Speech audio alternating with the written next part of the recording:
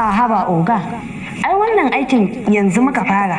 Ina maganan barin gidan nan duka yaushe muka fara aikin nan. Yaushe muka zo gidan nan. Ka ji aikin hankali. Yaushe aikin mu zai kare? Ai ba babu muna nan. A gaya mar kai da yanzu dan girman Allah ya kara gaba. Shi ne gaskiya. Dan aikin mu yanzu muka fara. Ina batun wani mu tafi duka yaushe muka zo. To na kalau. Shi ne. Kai ba na son shirman banza. Wani irin hauka ne wannan?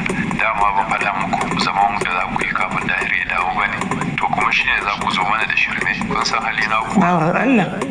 Rabu da su. Ai su ma sun san dole za su tafi. Gaskiya dai babawa ni ina da korafi akan Dauda. Idan za a ba mu wani aiki a ƙara haɗa mu da shi saboda azzalumi ne shi macuci. Kuɗaɗenmu ya cuce mu har dala 1,500. Ya zalunce mu ya ce 'yan sanda sun ƙwace.